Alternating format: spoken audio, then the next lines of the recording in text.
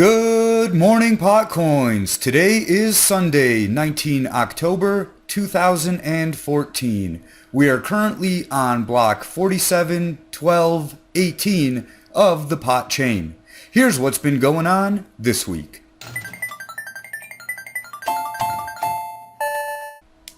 There's been a lot of stuff going on in the world of PotCoin, some of it good and some of it not so good.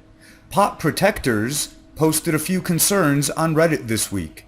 To see the full post and reply, there's a link in the description below.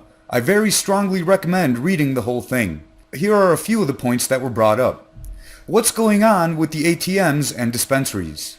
I've been wondering this myself too, since there's been no mention in months. Nick responded with, "In order to remain compliant with US laws regarding money transfer, we must either license the company with FinCEN at a federal level and pay millions in bonds, or simply not sell directly as the company behind the coin. The use of cryptocurrencies for the purchase of products containing THC remains a sensitive subject. However, we have plans to release a merchant application that will ensure strict compliance with all laws regarding the sale of marijuana both recreationally and for medical use to ease the concerns of dispensary owners." So that sucks. I didn't even know the ATMs were gone. I had seen them at River Rock 5 months ago and just assumed that they were still there. But the big part was about the legal compliance app. Potcoin took on a huge challenge when they decided to be legal. As a cryptocurrency, it can do whatever it wants. And what it wants to do is follow the laws. The biggest challenge is to understand the laws. They have to be written in a way that the average person can't understand, because if everyone understood the laws, no one would need a lawyer. If Potcoin can overcome the nightmare challenge of bookkeeping, accounting, reporting, auditing, and complying with the law, then it would be easier than cash for dispensaries. And even without any of that, it's still easier to accept than credit cards. I don't agree with any laws concerning cannabis, but unfortunately things are the way they are.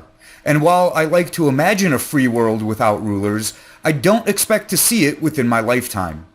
Legal compliance might be the killer app that Potcoin needs. Another great question from pot protectors was, what's the strategy moving forward? The response was, firstly, complete long-term financing. Secondly, focus on implementing Potcoin crypto payments throughout the industry on all transaction levels. We will also continue to support charity initiatives and philanthropic efforts, more specifically, the advocacy of medical marijuana and its legality. To me, that sounded like a politician's non-answer. I'm not implying Nick's intent, that's just how it sounded to me, like a bunch of words that don't mean anything. But it does get better. Another question was about the block timing issue. This one has gotten me a few times. The block times are supposed to be 40 seconds, but since the last fork they have averaged over 1 minute, ranging regularly between 30 seconds to 2 minutes, and the extremes are 15 minutes for a block and then 5 or 6 blocks, all found within quick succession.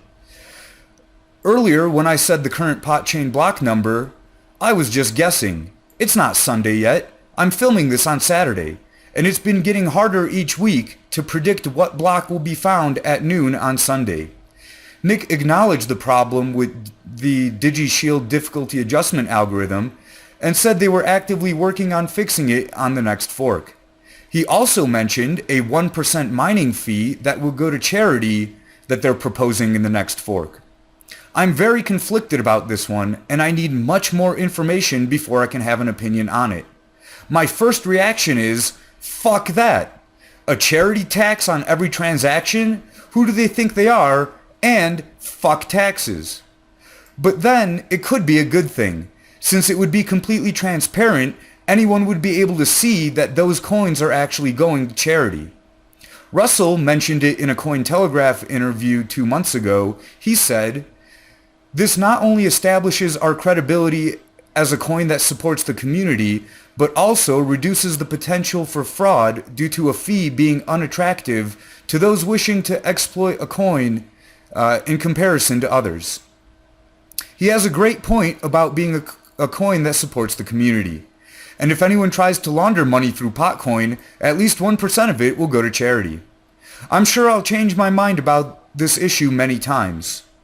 There was so much more in the Reddit post. If you care to know about the issues surrounding PotCoin, the good, the bad, the ups, and the downs, be sure to read the whole post. Link is in the description below.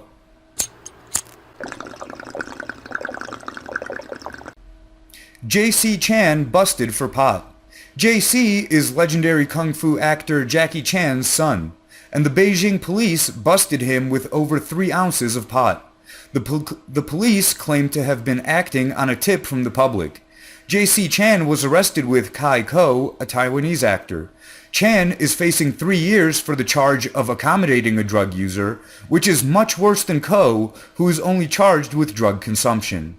Ko made a public apology to his fans and family, saying that he was a bad example and made a big mistake. 800 an ounce. Record high prices recorded in South Bend, Indiana. Cops have been seeing an increase in high-quality marijuana recently, and they are saying that the street prices are at all-time highs. For decades, the South Bend stoners have been smoking cheap, crappy dirtweed, and they have finally come to their senses and started smoking quality pot. But the supply can't keep up with the demand, resulting in peaks of 800 per ounce. The DEA's theory is that growers in legal western states are profiting by exporting to black market states and avoiding taxes. I guess that seems reasonable, and their theory would support the claim that prohibition leads to crime instead of preventing it. The rational thing to do would be to legalize pot in Indiana, the price would drop, and the DEA can get back to busting meth labs, which Indiana is pretty famous for, instead of wasting time with pot smokers. But I'm almost sure they'll do the exact opposite. They'll most likely crack down harder, which means wasting more taxpayer money to harass pot smokers even more.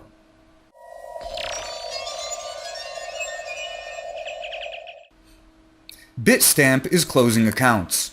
On October 16th, BitStamp announced that they will be forfeiting unverified accounts to regulatory authorities within 28 days. BitStamp suggested that at this time, only accounts that have been inactive for more than 1 year will be subject to forfeiture. BitStamp claims the reason for the policy is to abide by anti-money laundering and know your customer rules in the UK. They also claim that only a tiny minority of customers will be affected, and that BitStamp has long had the strictest KYC policies and transaction monitoring of any exchange. Dogecoin Facebook admin is going to prison. Casper, one of the admins for the official Dogecoin Facebook page, announced that he is willingly going to prison for hacking and credit card fraud. He admitted that between 2008 and 2011, he exploited the weakness of credit cards to fuel his gambling addiction. He says that it was stupidity and greed that got him into the situation, and that he is regretful for what he has done. He concluded his post by saying, "Don't be a criminal, make good for the world." I think that you almost have to be a criminal to make good for the world. Almost every hero in history was a criminal by the laws of their times. But I think what Casper meant was, just be a good person and don't screw over anyone.